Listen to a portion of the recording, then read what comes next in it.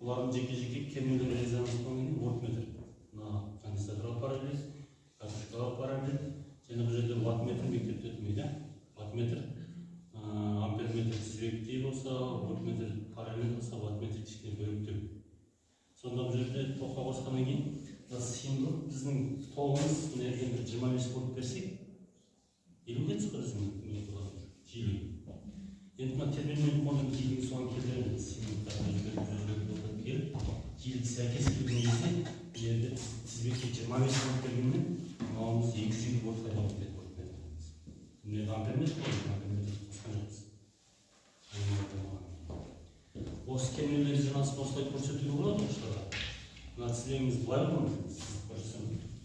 Жаңағы латыр, айнымалы трансформатордан мына жерде ваттметр жағынан көрсетіп берейін тұрмына. 220 айнымалыға қосамыз, трансформаторымыз. Латырмен тізбекке бір 25 вольт береміз. Енді міне ваттметр. Ваттметрдің өзі И деген клеммасы бар, тоқ ұшында. У деген клеммасы бар. Және жұлдызша 2 клеммасы бар. Сонда мына трансформатордан жұлдызша келеміз. Және 2 жұлдызша бір-бірімен түйіп қалады. И деген жағынан амперметр дейді. Амперметрдің аралай айнымалы конденсатор. Конденсатор 2 бөлігі болады. Өйткені параллель бойынша жалпы символдар қосылады ғой. Мысалы, 2-ден басқа өзгертіп көреміз 16, 16 деген 18 жатқанымызда, бірін 16 қойғанымызда, екіншісін 2-ге қойсақ, 18 микрофарад болады ғой. Қосылсын. Тізбекке кетіп тұр, кейін ештеңке шықпайды тізбектен. Одан кейін жаңағы катушкаға кетеді. Катушкадан буға, трансформатордың негізі жағынан кетеді. 3 немесе одан көп тармақтарын қосқан кезде түйін болады. Енді бұларға вольтметр жалғастырамыз. Бұл бір конденсатордың өтетін V2, V2 вольтметр, катушканың өтетін. Енді символды жайлар өзгертіп отырамыз. Сонда мына 25 вольт бергеннен резонанс кезінде 220 вольтқа дейін өтеді. Амперметріміз 1,5 ампер. Бұл мектепте рұқсат етілмейді ғой. 1 ампердің өзі үлкен. 220 мектепте 36 вольттан тұрады. Максимальный, и микроампермен жұмыс жасайды. Бұл қауіпті. Сонда тоқта резонанс деген де бар, оның кішкене бөліктеу. Сонда мына терминмен контурымыз бұл жерде бар ғой. Мына X мен X-іміз катушкамен конденсатор кедергісі тең болған резонанс болады. Немесе мынаның терминмен контурын 50-ге жақындаған кезде, мына сыртқы жүйемен резонанс өзіміз білеміз ғой, 9-шы класста өтіледі механикада салдаттар көпірден сап түсіп башқанымызда көпірдің жиегімен аяғымыздың жиегі сәйкес келіп көпірлердің феррағаны бар. Акустикалық резонанс деген бар мысалы. Сахналар жасағыңыз оны ескереді. Федор Шагапин өң айтқан кезде ана жерде тұрған стакан сынып кеткен ғой. Дыбыстың жиегімен стаканның меншік жиегі сәйкес келіп стакан сынған жағдайда. Ал мына электр тізбегіндегі. Бұл жерде электр тізбегінде біз айнымалы тоқ мектепте өткеніміз мысалы әсерлік мәні, лездік мәні, тоқтың әсерлік мәні, максимал мәні біледі. Тоқ үшін. Және кернеуінде әсерлік мәні, лездік мәні, әсерлік мәні, максимал мәні. Осыларын қарастырады. Ал мына кернеулер резонансын зерттеу үшін мен өзім кезде электротехника, электр тізбектері теориясымен сабақтан жүрген. Бұл жерде тағы комплексті кернеу. Комплекс кернеу, комплекс тоқ күші, бұлар жаңағы айнымалы тоқ синус, косинус сағымен өзгергендіктен жаңағы енің дәрежесіне келеді да. Елердің формасы бар ғой. Косинус X плюс И синус X деген енің X деген дәрежесі. Е деген сан білеміз ғой тұрақты. Натуралдарға кеткен негізі. Немесе былай ғой. Е деген қандай. Бұршыматтан келіп оқыған жаста. Бір плюс былай. Лимит X шексіз болған кездегі 1 плюс 1/мен X-тің X дәрежесі жоқта бейге 2,7 ма, примерно сондай жазады. Екінші тамаша шек дейді ғой. Ал мына жерде И дегеніміз осы комплекстан. Мысалы, квадрат теңдеу шешкен кезде дискінің теріс сан болса не істейміз?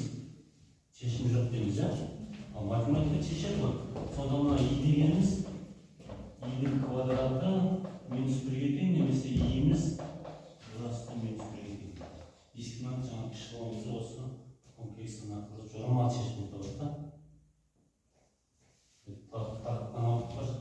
Енді мына енді оқушыларға рұқсат етілмегендіктен бұл жерде бір жақсы жаңағы метр жалғану керек.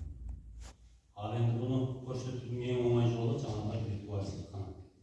Электронды спортпен шыққан адамдан шыққан матлаб бар, матлабтың қосымшасын жасауға болады.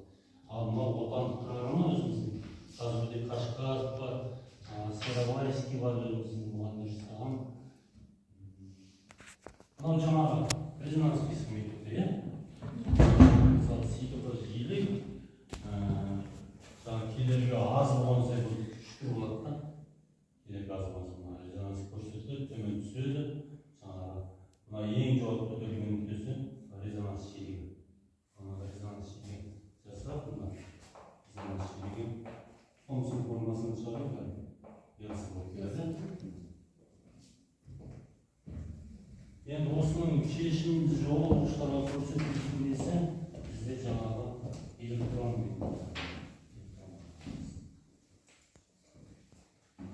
өзіміздің отандық программа және элементтер суретмен көрсетілді. Әйтпесе оқушыларымыз көріп шатасып жатады, конденсатордың белгіленуі қандай, картошканың қандай деген сияқты.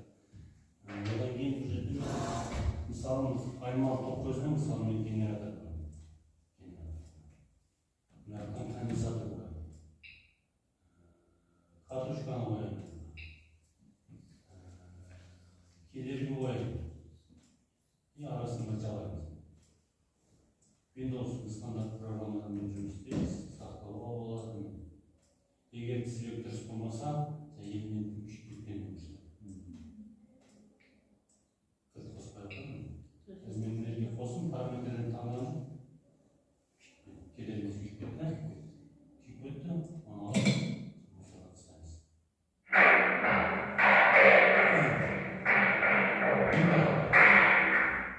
Мына жаңа резонансымен көрсеттім ғой сіздерге.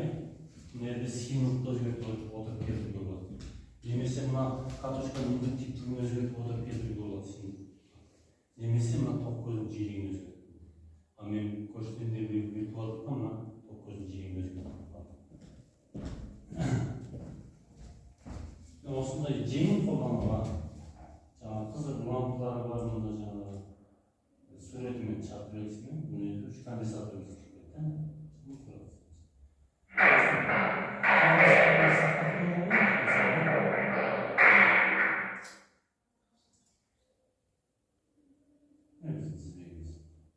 Картошкамыз, конденсаторымыз, кедергіміз бәрі бар. Енді бұл жерде вольтметр, амперметр жоқ, оның орнына мультиметр қоямыз. Мультиметр оның çalıştırdı da olur. Aynalı trafikte kelimeli, aynalı trafikte okuşun kederinin ölçüğü olur. Şimdi transistörlerde tekserge olur da. Sağlamıyoruz. Koyalım. Aynalı kelimeli olur. Koyalım sağa. Çatımız. Voltmetre kısmeti kaduşkan keliminin ölçüğü. İkinci multimetre de ilk multimetre var. Kondensator olsa. Burada onun zeytxanasında жоқ, осы керемдер резонансны өткен кезде осымен өлшеулер жүргізіп, резонанс дискінің қолдарымен қозуға болады. Мында айнымалы белгіге оқып қояйық. Мына жақтан енді мына 50 герц пен 10 герцтен бастап кетеді. 10 герцке қоямын. Терминдер жазылып, картошканың конденсаторын 20 герцке қоямын. Терминдер жазылып. Плюс 20, 30, 40, 50, 60 деп 100-ге дейін өзгертіп отырамын. Мына жерде байқасаңыздар, осы герцке келген кезде 119, 112 вольт.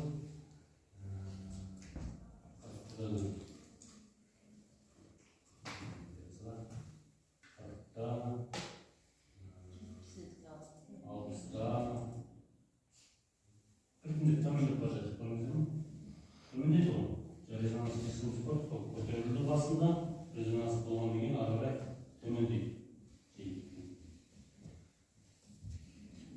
Мынау интернеттен неше тегін жүктеп алсаңыздар. Өте ыңғайлы. Басқа да зертхана электр тоғына байланысты басқа да зертхана жұмыстар барлығын көрсетіп болады. bu жерде айтайын дегенім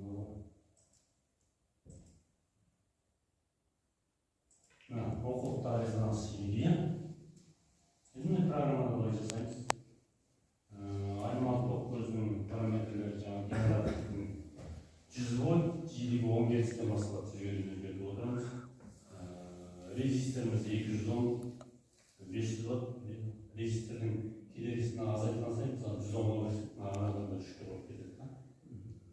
Конденсатордың сыйымдылығы 10 микрофарад, жұмыс кернеуі 400 вольт, катушкамыз бірге неге қойылады. Содан кейін жиілікті 10, 20, 30, 40, 50, 60 деп жүргіземіз.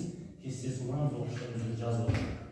10 герцтегі катушканың кернеуі бойынша, конденсатордың кернеуі бойынша жазып отырады.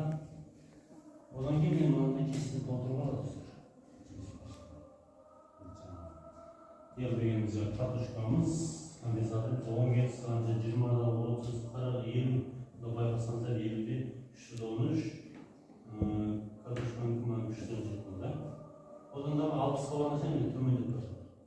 Сонда жаңа резонанс кесіміз мынау еді ғой. Енді осы кесте бойынша оқушылар қолмен отырған жаста, мысалы кейбір оқушылар болады ғой, бір клетканы 10 вольтте болады да, келесі клетканы 20 десе, келесінде 30, 40, 50 деп кетіп қалады. Масштаб дұрыстан болмайды да.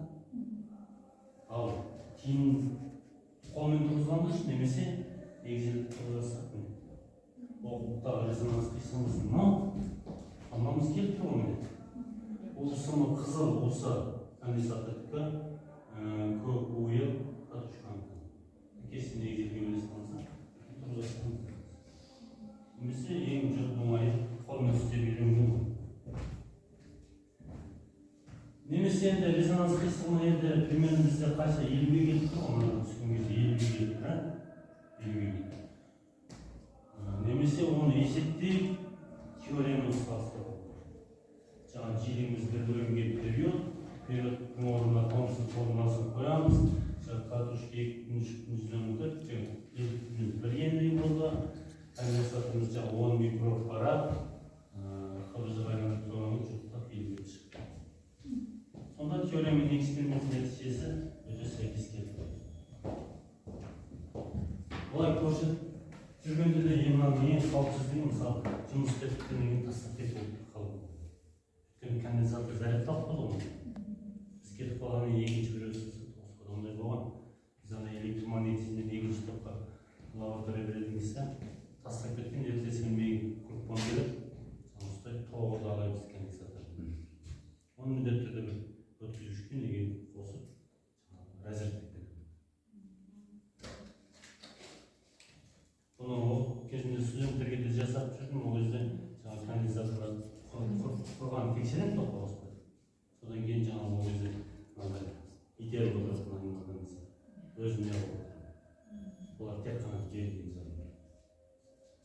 Одан кейін жаңағы сол ағайымыз жаңағы мен де жасап көрсетемін деген құрып берсек, құрып кетіп қалған. Осы разрядтама кетіп қалған.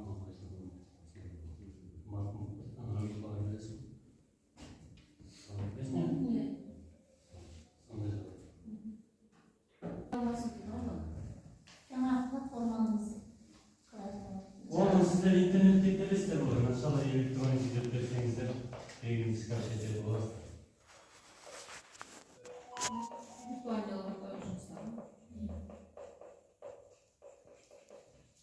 Оптикадан, механикадан бар, капельниктің авторы жетекшілігінің азыртын аяқтанесің бар. Да.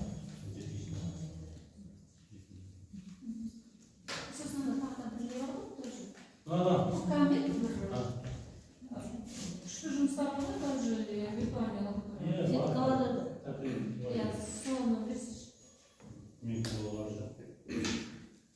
Өзі қазақша орысша зертханалық жұмыстар бар жаңағы. Дайын көрсетеді видеолар. Я начали, да. Дайын зертханалық жұмыстар бар да şimdi.